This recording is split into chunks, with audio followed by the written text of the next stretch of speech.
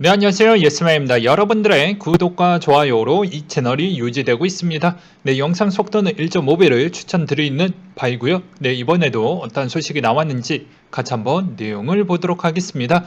네, 미국의 9월 내구재 수주 예상치가 상회했고 전월 대비 감소한 수치를 보여주었고요. 법무부 반독점 조사 일환으로 비자 페이팔 대형 핀테크급 기업 간 관계조사를 착수하겠다라는 내용이 또 나오기도 했습니다. 법무부 입장에서는 비자가 자사 결제망을 통한 결제를 유도하기 위한 타 핀테크 기업에게 수수료를 낮춰주거나 인센티브에 대한 혐의가 있었는지 중점적으로 조사를 할 것이다 라고 해서 여러가지 또 크립토 부분에 따른 좀 안 좋은 사건이 얽히지 않길 좀 바라겠고요. 그 다음으로 독일의 11월 소비자 신뢰지수가 예상치를 큰 폭으로 상회하며 전월 대비 상승한 수치를 또 보여주기도 했습니다. 독일의 소비자들이 추가적인 물가 상승을 예상함에 따라 현재 구매를 늘리고 있다고 밝혔으며 가격이 지속적으로 상승하는 것은 소비 심리에 악영향을 줄 수 있다는 경고가 나왔고요. 캐나다 중앙은행이 예상보다 더 빠르게 금리 인상을 고려할 것이다 라는 이야기를 또 밝히기도 했습니다. 저는 이런 내용들이 서서히 나오다 보면 해당에 있는 투자에 따른 그런 자산의 이동성이 좀 크립토에서 조금씩 더 둔화될 수 있는 측면으로도 생각을 하고 있는데 또 사람마다 생각하는 차는 분명히 있으니까 또 여러분들도 여러분들 나름대로 한번 스토리텔링을 좀 해보셨으면 좋겠습니다. 일단 캐나다 중앙은행의 생각은 경제 회복의 근거로 기준금리를 동결하고 양적 완화 프로그램을 종료하기로 결정을 내렸다고 합니다. 그리고 첫 금리 인상 예상 시기를 내년 하반기 중순으로 앞당겼다라고 하니까 대충 일단 변수의 변수를 제외하고 지금 시점에서 생각하는 입장은 요 정도니까 미국도 대충 그 시점에 하겠다라는 게 얼추 좀 그려지죠. 물론 변수를 제외하고 이야기를 드리는 부분이다라는 걸 다시 한번 강조를 드리는 측면이 되겠고요. 네, 공급망 차질에 따른 물가 상승 압력이 예상보다 더 높았다는 점이 좀 우려스러웠다라는 언급을 또 하기도 했습니다. 달러 인덱스 추이는 93.8을 기록을 했고요. FOMC 회의에 경제 심리가 상존하는 가운데 미 국채 10년물 금리가 하락과 맞물려서 달러 약세가 좀 보여주었다라는 점과 금 가격 추이가 온수당 1798달러 선에 마감을 보여주었다고 합니다. 인플레이션에 대한 우려 및 달러 약세 현상이 금 가격 상승 요인으로 작용을 했는데 11월 미 FOMC 회의를 앞둔 영향으로 상승폭으로 제한이 됐다라는 점과 유가 추이는 배럴당 82.6달러 선에 마감을 보여주었다고 하는데요.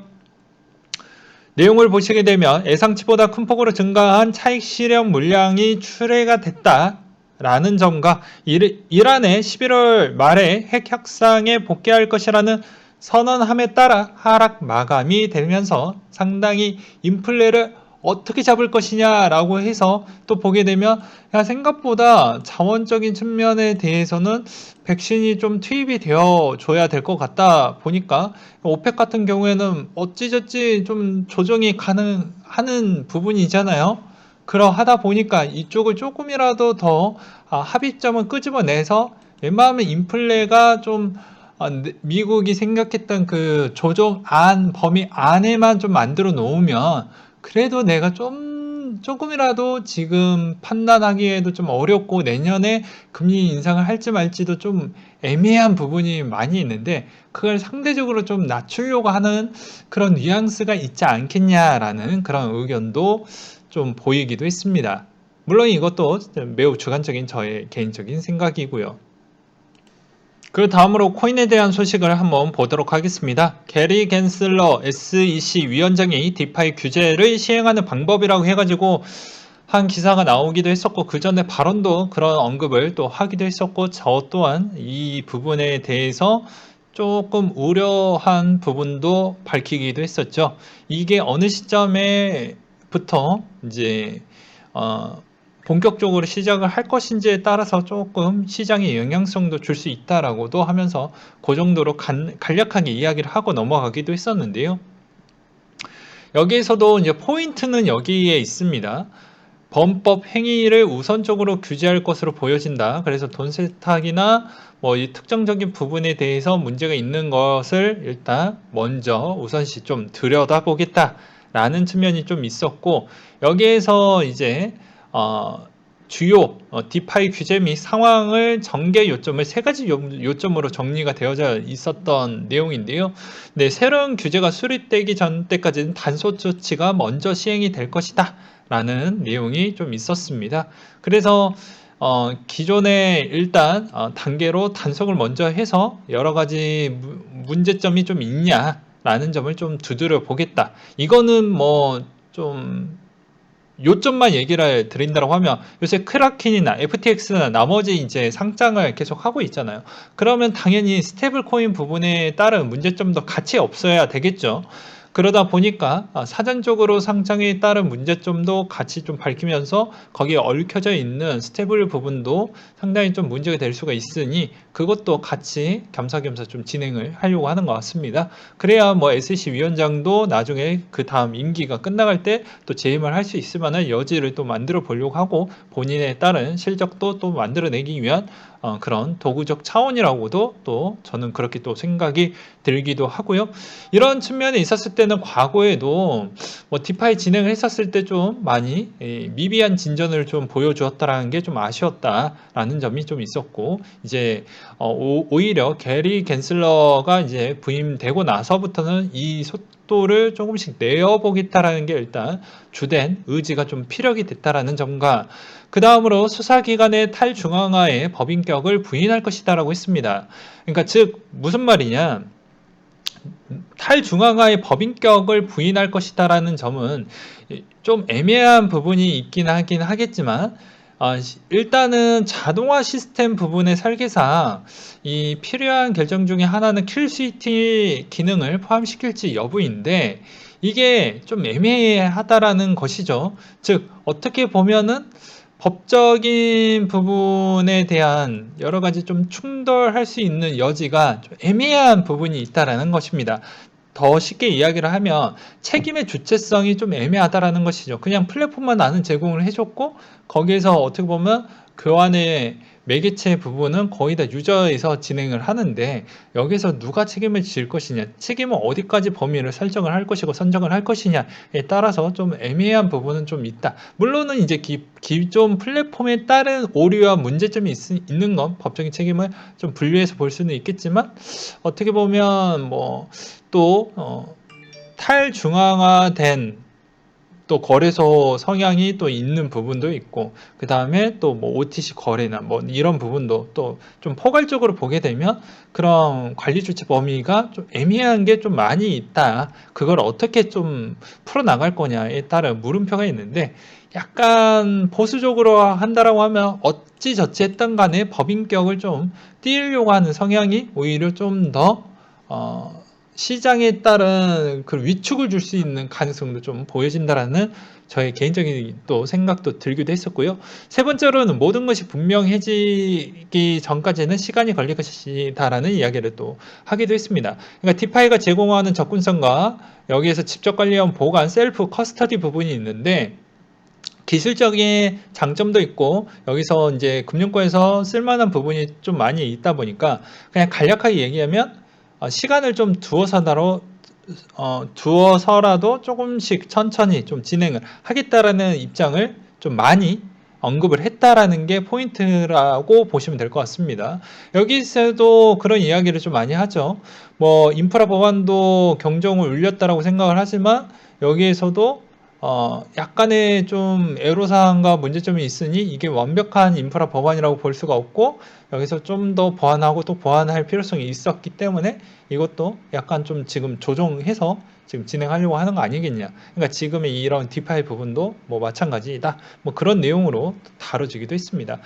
그렇기 때문에 결론적으로는 이제 기존의 스테이블 코인에 따른 발행과 장난질 부분은 엄격하게 관리가 된다 라는 점과 어떻게 보면 스테이블 부분에 있어서 USDC를 예로 들으면 담보비가 1대1이기 때문에 어떻게 보면 달러를 모니터링 한다라는 측면이 되겠고, 달러화에 따른 신뢰도를 주기 위해서 그만큼 우리가 적극적이고 보수적이고 그리고 상당한 규제를 대입을 해서 우리가 이렇게 철저하게 관리를 하고 있다. 그러니까 즉 기초통화에 따른 신뢰도를 계속 우리는 주고 있으니 믿어서 잘 사용해라. 나머지 국가들도 이렇게도 표현할 수도 있겠죠.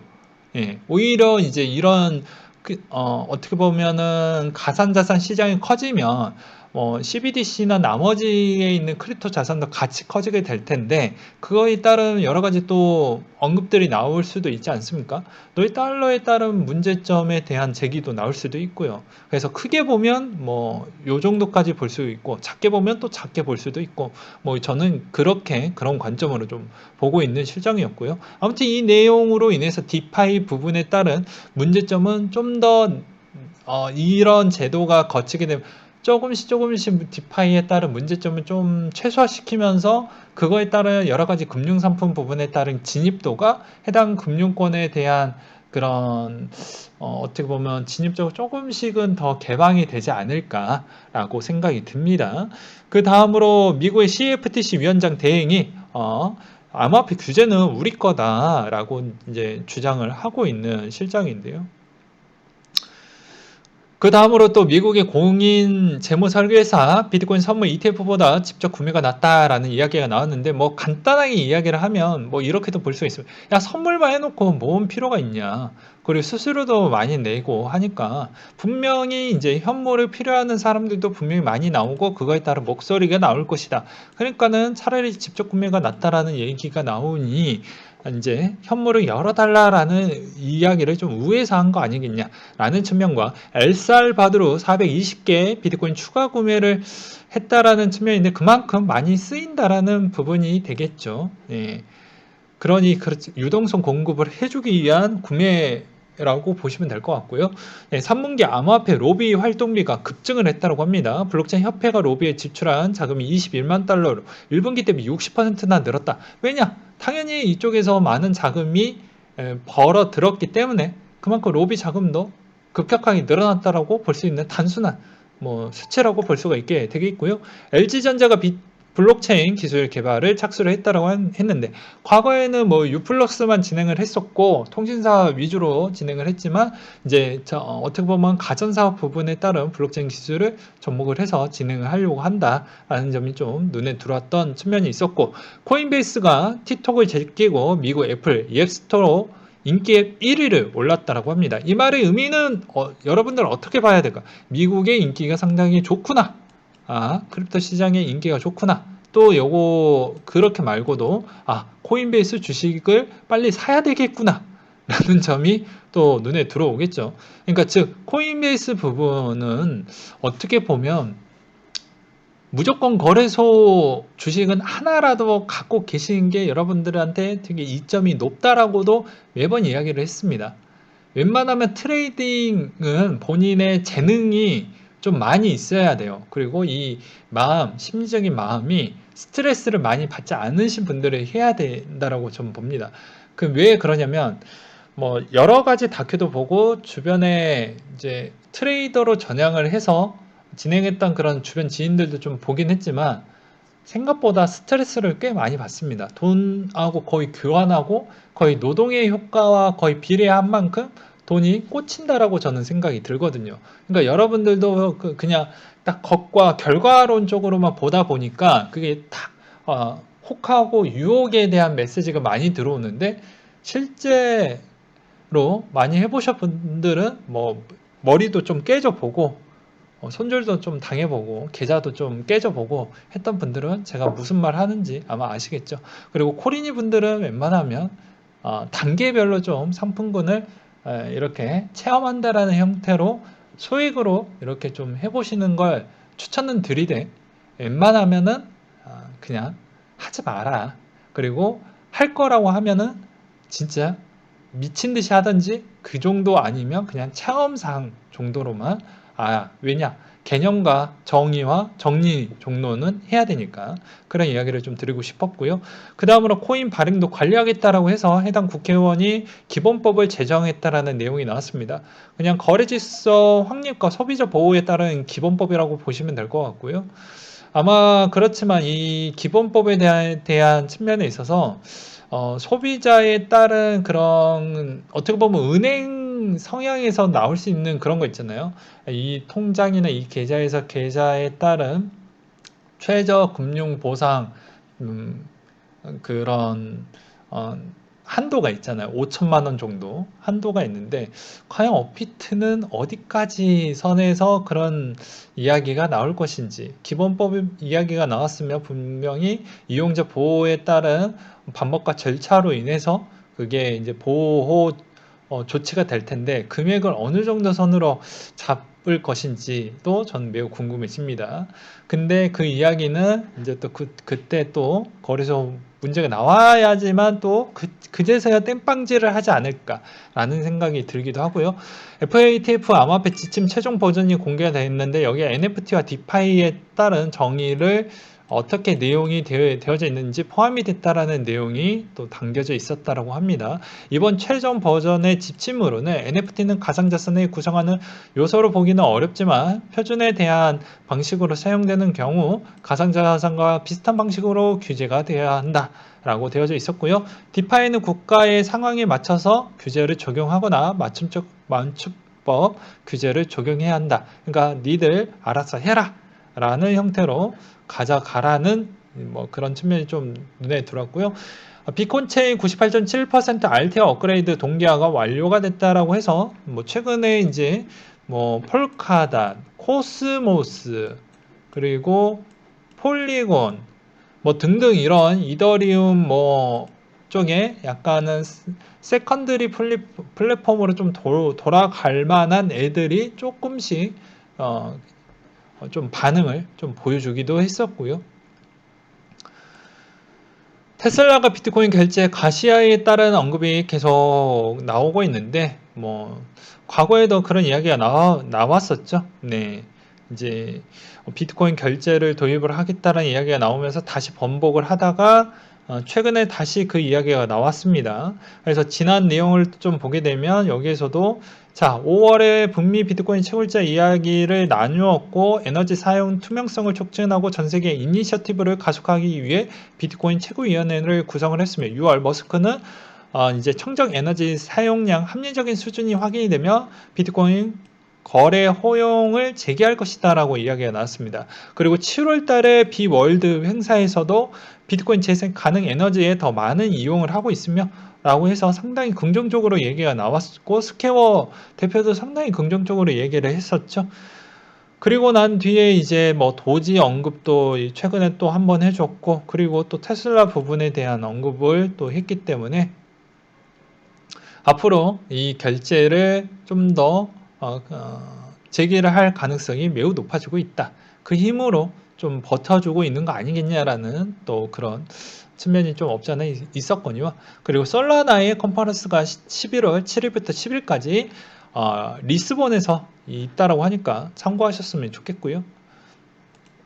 그리고 위믹스 제피모건에서 나왔던 정리 내용 기반으로 좀 설명을 드리도록 하겠습니다.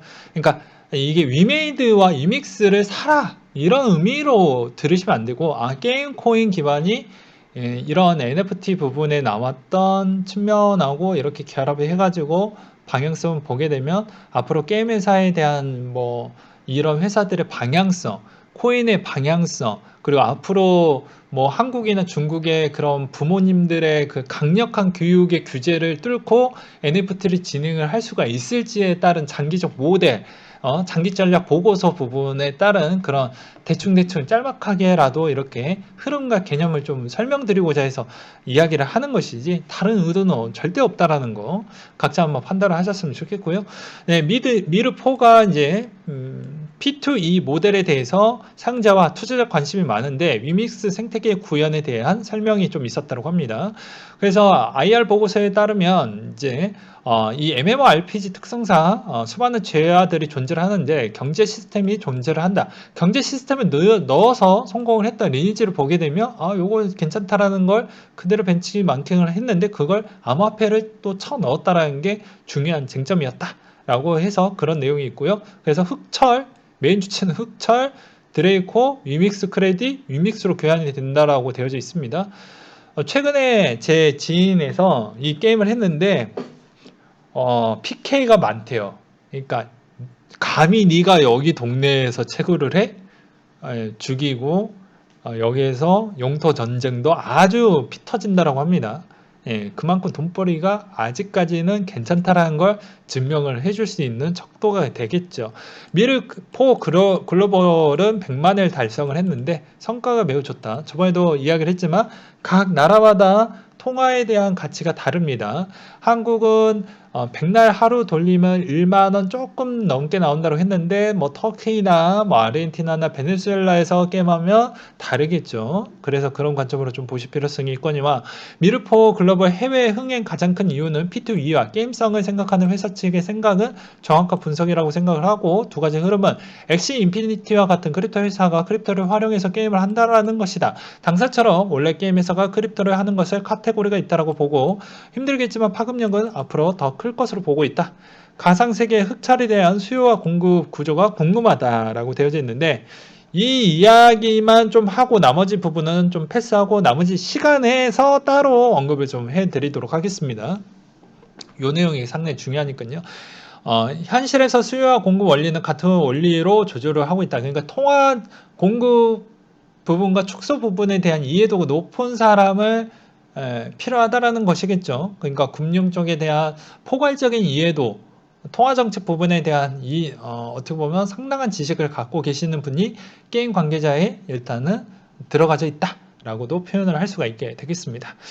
드레이코 하루에 100만 개의 캐파이며 아직 100만 개씩 나오지는 않고 있다. 드레이코 가격이 조금씩 올라가는 게 이상적이라고 생각이 들며 NFT 게임 내 무기에 거래한 마켓과 그리고 모든 게임의 블록체인을 도입할 것을 목표이다 라고 했어요. 그러니까 재밌죠.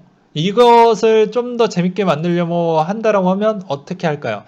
아무래도 이제 뭐 묶어서 할지 나뉘어서 할지 이거는 뭐 재량이 될 것 같습니다. 근데 웬만하면 뭐 묶어서는 하지 않겠죠. 나뉘어서 하려고 하겠죠.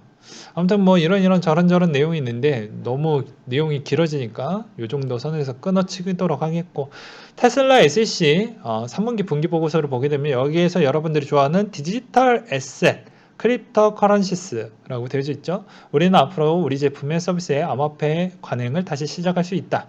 그러니까 마음의 문을 열어놨다. 그래서 암호화폐 디지털 자산의 표현을 쓴 것으로 보아 비트코인뿐만 아니라 도지를 수용할 수 있는 표현이 아닐지. 그래서 도지가 개급등을 보여주고 있습니다. 욕한 게 아니에요. 원래 도지가 개니까 개급등이 맞겠죠. 라고 표현을 하고 싶고요. 세계 최대 프로 레슬링 업체 WWE도 NFT를 발행하겠다는 내용이 또 나오기도 했었고 코인코드 내용에서 태국 최대 쇼핑업체에서 쇼핑몰 결제 수단으로 암호화폐 테스트를 진행을 하고 있다고 했는데요. 이 내용에 대해서 한번 보게 되면 금융국제협회에서 보십시오.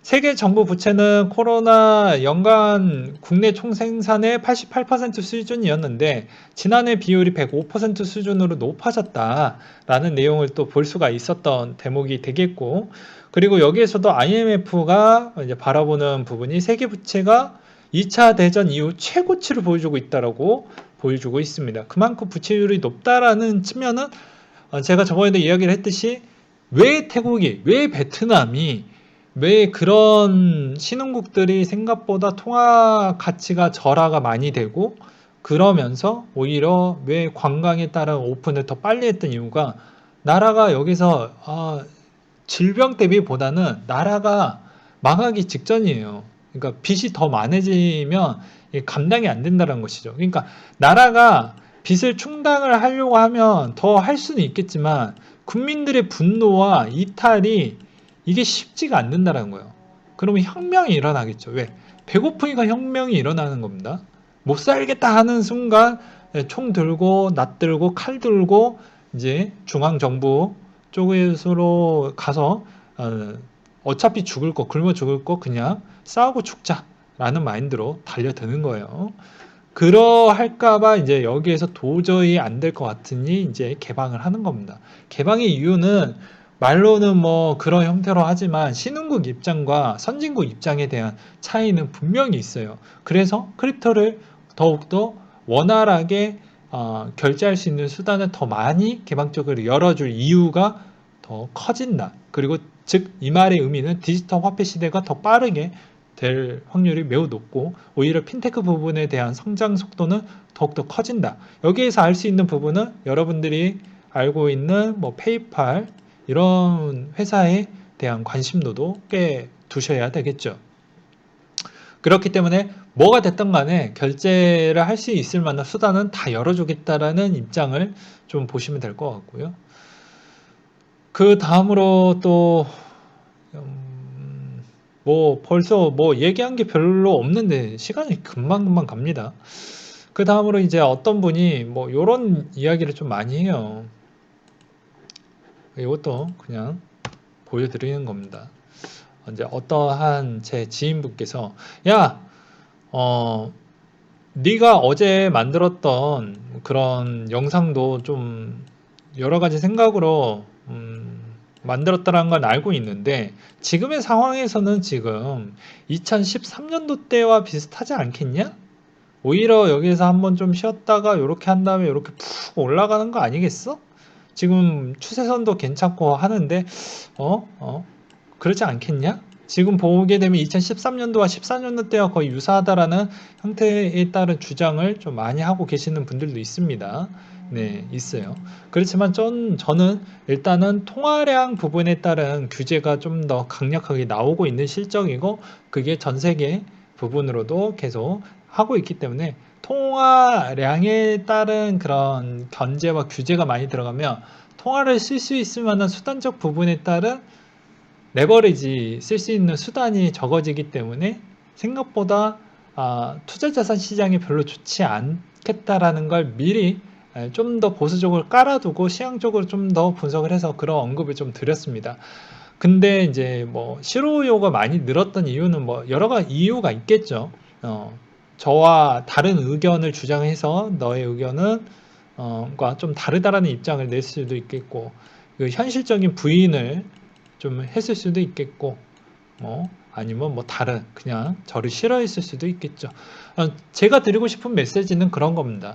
양쪽 다 귀를 열어두고 보셔야지 한쪽만 바라보면 여러분들 계좌는 누가 지켜주는 게 아닙니다. 제 의견이 맞다라는 것도 아니고 그냥 저는 이런 생각을 갖고 있고 이런 의견과 여러분들과 똑같이 투자를 하고 있는 실정이고 그 투자에 있었을 때 내 돈에 대한 액수가 이 정도로 운영을 하고 있고 이 정도로 바라보고 있으니 여러분들도 여러분들 액수 또 저보다 더 높으신 분들도 있고 어떻게 보면 낮으신 분들도 있겠지만 똑같은 돈을 어떻게 벌어왔던 과정을 제가 누구나 그 힘들다라는 걸 다 알고 있기 때문에 웬만하면 두 가지 관점으로 다 해석을 해드리려고 하는 겁니다. 그래서 반대적으로 제가 그때도 11월 달 부분에 현물 ETF가 만약에 안 되면 좀 많이 영향을 끼칠 거예요. 반대로 이야기를 하면 현물 ETF가 뚫리는 순간 금액 ETF와 거의 비슷하게 좀 많이 올라갈 것으로 좀 볼 수가 있어요. 그러니까 그 타이밍을 맞추기가 좀 어렵지만 오히려 저는 좀 더 보수적으로 잡았고 그때 만약에 제 시점이 틀렸을 경우에는 그 시점에 또 맞춰가지고 재진입을 하면 되는 겁니다. 그렇지만 현재 바라보는 시점으로 보았을 때는 좀 애매한 부분이 있다. 그래서 웬만하면 저도 아직은 수익 기반이 좀 깔아져 있기 때문에 좀 더 11월 중순 때까지는 좀 보고 그때 판단하겠고 그때 어느 정도 한 템포 좀 챙긴 다음에 그 다음에 시장을 좀 더 지켜본 다음에 그때 또 결정을 하겠다라고 이야기를 했죠.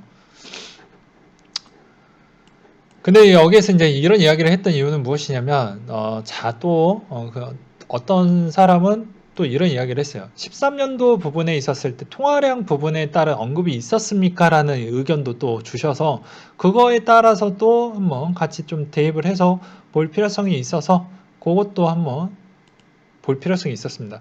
자, 테이퍼링 공식 선언이 있으면 유동폭이 여기에서 바라보는 유동폭이 좀 적지만 생각보다 유동폭이 14년도 1월부터 공식 선언이 되면서 어떻게 됐냐? 자, 이때부터는 이제 선언을 했으니까 선언에 따른 파급력이 좀 크다라고 했죠. 처음이니까. 그리고 첫 금리 인상 때도 파급력이 크다라고 이야기를 매번 드렸습니다. 그러다 보니까 어떻게 됐냐? 해당 차트를 한번 보면서 설명을 드리도록 할게요. 자, 13년도 때까지는 주구장창 올라갔다가 딱 14년도 딱 되자마자 어떻게 됐습니까?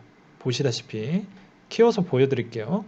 자, 하니까 이때부터 조정폭이 엄청나게 커졌죠. 그러면서 이제 테이퍼링이 시작한다라고 하니까 여기에서 또 절묘한 타이밍에 마운트 콕스 해킹으로 인해서 또 무너지는 부분도 같이 또 절묘하게 터지면서 같이 또 밀려졌던 부분이 좀 있었다. 그러니까 이번에도 그런 급락으로 인해서 저는 이런 관점으로 좀 보는 거예요. 물론 이제 홀과 짝인데 여러분들은 홀에 걸 것이냐 짝에 걸 것이냐에 대한 차이고 그걸 이제 여러분들이 감내하셔야 됩니다.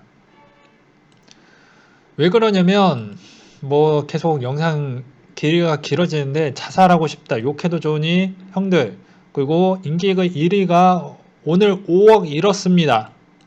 요새 잃었다라는 얘기 매우 커지고 있어요. 왜? 변동폭이 커지고 있죠. 그러니까 기다리면 진득하게 기다리던지 맹신하면서 기다리던지 아니면 좀 수익으로 하든지 내가 감내할 수 있는 선으로 해야 되는데 타인이 벌었던 돈에 너무 배가 아프거나 질투해서 아니면 저 새끼도 벌었으니까 내가 저 새끼보다 뭘 지식이 뭐 부족하겠어 뭘 하겠어 하면서 그렇게 접근하셨던 분들도 많이 있겠죠. 근데 타인하고 비교할 때는 운에 대한 스킬도 중요한 거예요. 운, 타이밍, 운. 이거는 상대방이 아무리 못하거나 뭐 했다라고 해도 운에 대한 스킬은 다 다르죠. 네. 똑똑하다라고 해서 운 스킬이 더 높은 건 아니죠. 그러다 보니까 여러분들한테 제가 매번 드리고 싶은 거는 이제 시장의 변동성이 훨씬 더 커질 겁니다. 기간도 얼마 안 남았고요. 내년에도 변동폭이 내년 월 초에도 상당히 변동폭이 커질 확률이 매우 높습니다. 그러하기 때문에 좀 주의하고 내 돈 관리는 내가 해야 되고 감내할 수 있는 부분 그리고 내가 이렇게 나갈 곳이 없으면 이렇게 강을 바라보면서 해를 바라보면서 이렇게 좀 극단적인 생각을 또 하시는 분들도 분명히 있을 것인데 그러지 말라는 것이죠. 요새는 내가 짊어질 수 있을 만한 그 정도 시드로만 좀 하셨으면 좋겠습니다.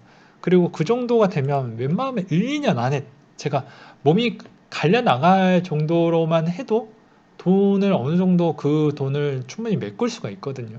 근데 생각보다 멘탈리즘이 약해서 그런지는 모르겠지만 또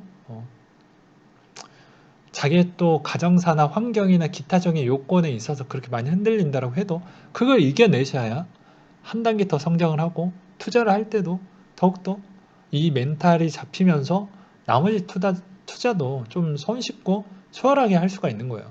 그거에 따른 성장통으로 좀 받아들여 주셨으면 좋겠고요. 그리고 최근에 투자 부분은 언급을 했으니 최근에 나왔던 내용입니다. 28일 기준으로 미쳤다고 제가 라고 해서 소년시대 김태현 씨가 최근에 부동산 사기 대략 7억 원에서 11억 원 사이에 따른 피해를 받았다고 하는데 여기서도 부동산 사기에 따른 팬들의 입장은 불쌍하다 보다는 어떤 관점이 높은지 아세요? 요새 부동산이 좀 시끄럽잖아요.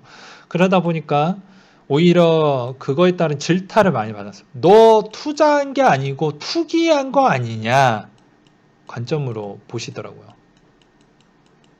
왜냐하면 비공개 정보로 인해서 했기 때문에 사람들이 이제 그런 거는 공정하지 못하다라고 해서 요새 많은 질타를 받고 있죠. 조사도 많이 하고 있고요. 그래서 그것에 따른 또 답장을 했는데 야, 나는 보금자리를 하기 위해서 그랬던 부분이었고, 충분히 가족들이 여러 가지 관점으로 좀 검토를 해 놓은 상태에서 한 거다. 절대적으로 투기를 하기 위해서 한 게 아니다.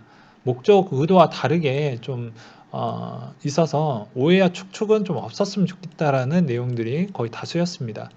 그래서 미쳤다고 내가 그런 것을 할 것이냐라는 그런 이야기도 있었는데, 여기서도 이제 알 수 있는 대목은 그만큼 뭐 그냥 이거에 따른 내용은 좀 한번 정리를 해드리고자 해서 보여드렸던 부분이고, 자기 돈은 자기가 지켜야 된다라는 걸 다시 한번 각인시켜 드리는 거예요.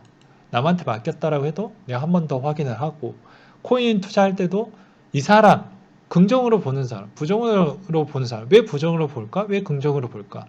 맨날 종교적 관점으로 갈 거야 갈 거야 해도 내 인생이 돈에 대한 써야 되는 포인트가 있다니까요. 터닝 포인트가 있어요.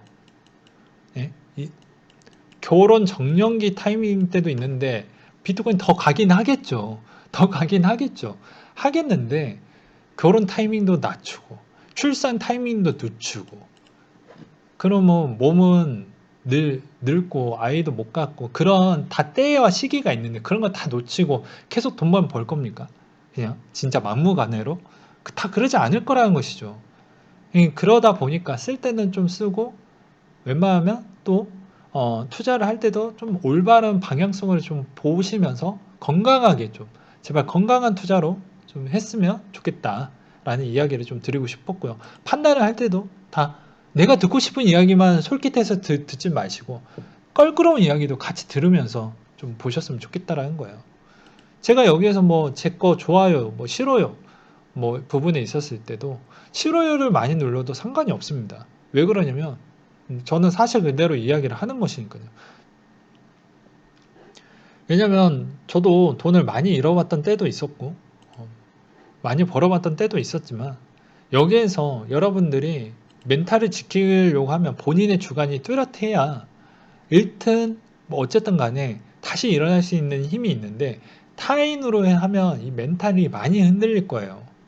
그래서 제가 다시 한번 또다시 한번 계속 요새 그런 이야기를 많이 했던 건, 이제 시즌이 거의 가까워지고 더 변동폭이 더 커지고 그러면 마음이 더욱더 혼란이 오고 그럴까봐 그런 이야기를 하는 것이고, 뭐가 됐든 간에 자기가 들고 있었던 코인이 정말 문제없는 코인이고 그렇다고 하면 좀 더 들고 가도 상관없어요. 저도 저번에도 말씀드렸다시피 수익이 났던 부분에 대한 정산만 할 뿐이지 수익이 나지 않았던 부분은 그냥 그대로 내버려 둔다라고 이야기를 드렸습니다. 그리고 오히려 약간의 문제가 될 수 있을 만한 코인은 어느 정도 정리를 하고 다시 좀 포트폴리오를 좀 변화를 준다라고도 설명을 그전에도 드리기도 했었고요. 아무튼 좀 지혜롭게 좀 잘 이겨내시길 바라겠고요. 저는 이 홀짝에 대한 결과값은 뭐 11월 중순 정도나 아니면 12월 초 정도가 되면 어느 정도 결과값이 나올 것으로 보여집니다. 네, 안 그럴까요? 못해도 12월에서 1월달 부분이면 뭐 답이 나오겠죠. 그때 이때가 되면 이때 보고 한번 판단을 내려주셨으면 좋겠습니다. 네, 이상으로 마치도록 할게요.